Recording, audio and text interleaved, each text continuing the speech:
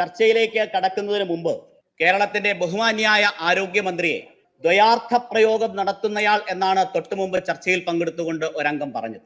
ശിശുഹത്യയിൽ ഒരു പാപബോധവും തോന്നാത്തവർക്കൊപ്പം ഇരിക്കുന്നവർക്ക് ഒരു സ്ത്രീയായ മന്ത്രിയെ അധിക്ഷേപിക്കുന്നതിൽ ആനന്ദം തോന്നും എന്നതിൽ ഞങ്ങൾക്ക് അത്ഭുതമില്ല.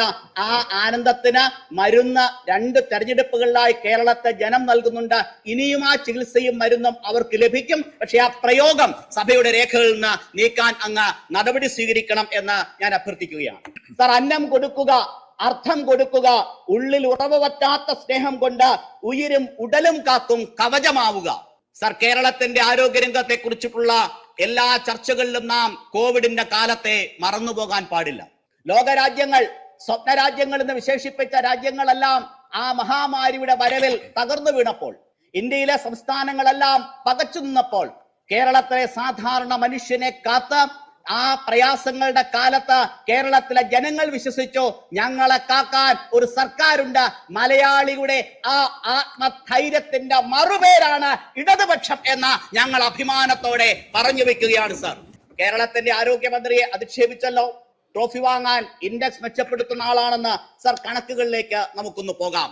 ഡാറ്റ വെച്ചിട്ട് വേണമല്ലോ വർത്തമാനം പറയാൻ. കേരളത്തിന്റെ ആരോഗ്യരംഗത്തിന്റെ ഏറ്റവും പ്രധാനപ്പെട്ട സവിശേഷത എന്താണ് സർ? സ്കാൻഡിനേവിയൻ രാജ്യങ്ങളെ പോലും അതിശയിപ്പിക്കുന്ന കേരളത്തിന്റെ ആരോഗ്യരംഗത്തിന്റെ ഏറ്റവും പ്രധാനപ്പെട്ട മികവ് അത് സൗജന്യ ചികിത്സ നൽകുന്നു എന്നാണ്. 1987 27% കേരളത്തിൽ സൗജന്യ ചികിത്സ തേടി എത്തിയത് എങ്കിൽ ശ്രീമതി വീണ ജോർജ് ആരോഗ്യമന്ത്രി ആയിരിക്കുന്ന 2025 69% എന്ന് കണക്കുകൾ പറയുന്നു. സാർ 2012 ആരായിരുന്നു കേരളം ഭരിച്ചിരുന്നു ഞാൻ പറയേണ്ടതില്ല. അന്ന് ഒരു കുടുംബത്തിന് വേണ്ടി സർ പറഞ്ഞു തുടങ്ങിയതേ ഉള്ളൂ 30,000 രൂപയാണ് നൽകിയിരുന്നത് എങ്കിൽ ഇന്ന് കേരളത്തിൽ 5 ലക്ഷം രൂപയാണ് നൽകുന്നത് LDF സർക്കാർ. സർ, കേരളത്തിലുടനീളം യാത്ര ചെയ്യുമ്പോൾ നമ്മൾ കാണുന്ന ഒരു കാഴ്ചയുണ്ടായിരുന്നു. വഴിയോരത്ത്, പാതയോരത്ത് പാട്ടുപാടി കരൾ മാറ്റിവെക്കാൻ ഞങ്ങൾക്ക് സഹായം നൽകണം എന്ന് പറഞ്ഞ കൈനീട്ടുന്ന മനുഷ്യർ.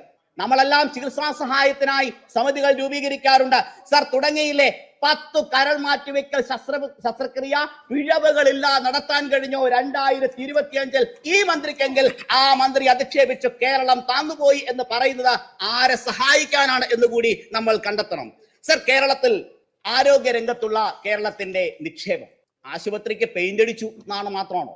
സർ, 20,000 കോടി രൂപയുടെ നിക്ഷേപമാണ് കേരളത്തിന്റെ ആരോഗ്യരംഗത്ത് കിഫ്ബിയിലൂടെ നമ്മൾ നടത്തിയത്. അത് കേരളത്തിൽ ഉണ്ടാക്കിയിട്ടുള്ള സമഗ്രമായ മാറ്റം, ഒരു ഹെൽത്ത് ഇക്കോസിസ്റ്റം രൂപപ്പെടുത്തി എന്നതിനെ ആർക്കെങ്കിലും മറക്കാൻ കഴിയില്ല. സർ, ആരോഗ്യരംഗത്ത് ഈ ഉണ്ടായ നേട്ടങ്ങൾ. സർ, അമേരിക് മസ്തിഷ്ക ജ്വരം, ഒരു ജ്വരമുണ്ടായാൽ ആദ്യം വേണ്ടതെന്താ? ചികിത്സ അതിവേഗം അത് കണ്ടെത്തുക, ചികിത്സയ്ക്ക് ആവശ്യമായ സംവിധാനം ഏർപ്പെടുത്തുക,